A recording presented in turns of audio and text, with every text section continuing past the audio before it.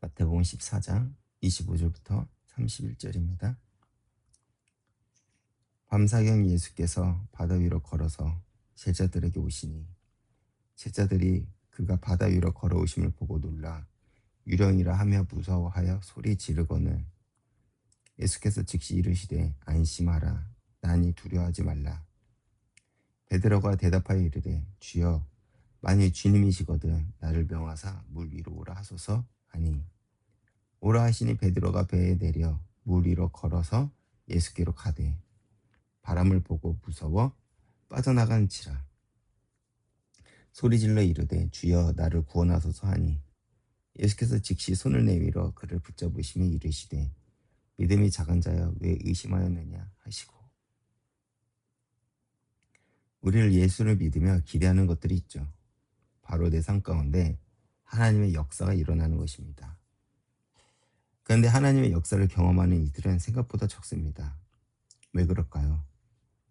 하나님은 당신을 신뢰하는 이들의 삶 속에 역사이기 때문입니다. 많은 이들이 하나님을 믿는다고는 하지만 여전히 내 삶의 주도권을 내가 쥐고 가기 있기에 하나님의 역사를 경험하지 못하고 있습니다.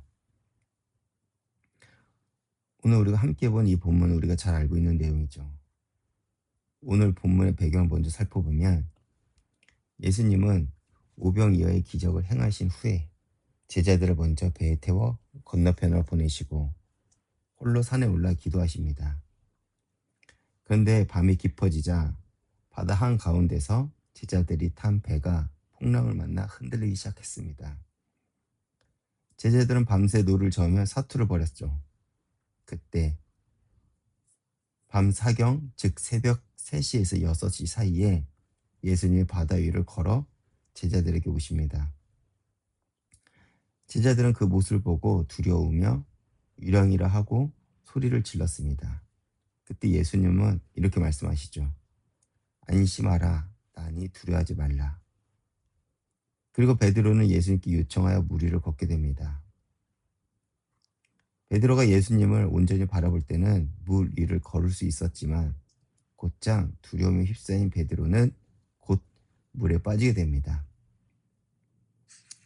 그런데 우리가 이 본문에서 놓치는 것이 있죠. 이 본문의 내용을 아는 대부분의 사람들은 베드로의 의심만을 이야기합니다. 그래서 우리는 물 위를 걸은 베드로를 놓치는 것입니다. 베드로는 인류 역사상 처음이자 마지막으로 물 위를 걸었던 사람입니다. 어떻게 그럴 수 있었을까요? 바로 예수님의 말씀 한마디만을 의지했기 때문입니다. 오라. 이 단 한마디였습니다. 논리적인 설명도 없었고 안전을 보장하는 조건도 없었습니다. 오직 예수님의 말씀 한마디에 베드로는 배에 내려 물 위를 걸었습니다. 그리고 베드로 입장에서 한번 생각해 보겠습니다. 그는 어부였습니다. 즉 물에 대해서 누구보다 잘 아는 사람이었죠. 그의 경험과 지식은 물 위를 걷는 것이 불가능하다고 말하고 있습니다. 그의 눈에 보이는 현실은 거센 풍랑이었습니다.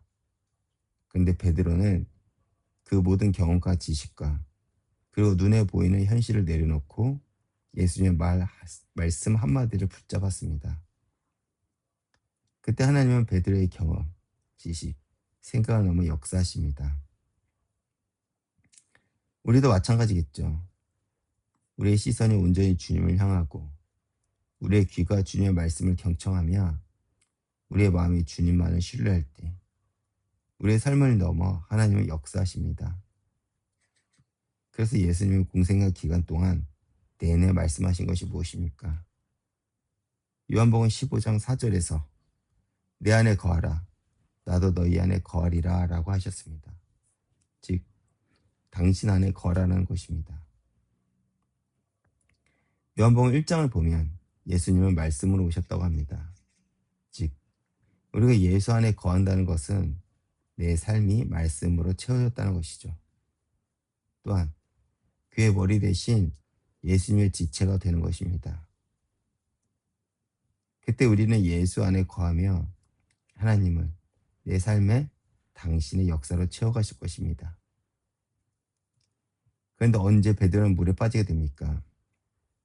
29절에서 30절로 넘어가는 그 순간을 보면 베드로가 배에 내려 물 위를 걸어 예수께로 가되 바람을 보고 무서워 빠져나간지라 라고 했습니다. 즉 바람을 바라보았을 때입니다. 예수님을 보다가 바람을 보는 순간, 즉 주님이 아닌 환경을 바라보는 순간 빠진 것입니다. 사실 바람은 처음부터 있었죠. 베드로가 배에 내려 물 위를 걸을 때도 바람을 불고 있었습니다. 근데 베드로가 예수님을 바라볼 때 바람의 문제가 되지 않았습니다. 바람이 멈춘 것이 아니라 베드로의 시선이 바뀐 것이 문제였습니다. 우리도 마찬가지겠죠. 하나님이 아닌 나를 쳐다봤을 때 우리는 종종 하나님의 역사를 경험한 이들이 무너지는 것을 볼 수 있습니다. 왜 그렇습니까? 어느 순간부터 자신을 보았기 때문입니다. 나를 찾아보면 내 경험, 지식, 판단이 앞서게 됩니다. 내 눈에 보이는 현실이, 내 귀에 들리는 풍랑 소리가 하나님의 말씀보다 더 크게 느껴지기 시작합니다. 그래서 우리는 하나님의 말씀을 신뢰하지 않게 되는 것이죠. 분명 하나님의 역사를 크게 경험했음에도 베드로가 물에 빠졌듯이 우리도 현실이라는 물에 빠지게 되는 것입니다. 그런데 여기서 우리가 놓치지 말아야 될 것이 있습니다. 베드로가 빠져가며 소리를 지릅니다. 주여 나를 구원하소서. 그래서 예수님께서 즉시 손을 내밀어 그를 붙잡으십니다. 이게 어떤 의미일까요? 예수님은 물에 빠진 베드로를 외면하지 않으셨다는 것입니다. 믿음이 작은 자여 왜 의심하느냐라고 책망하시면서도 즉시 손을 내미십니다. 꾸짖으시면서도 그를 붙잡으신 것이죠. 이것이 우리가 믿는 주님의 모습입니다. 우리가 실패하고 의심하고 빠져나가는 그 순간에도 주님은 즉시 손을 내미시는 분이죠. 신실하신 주님은 당신의 손으로 베드로를 건지시며 다시 우리와 함께 가십니다.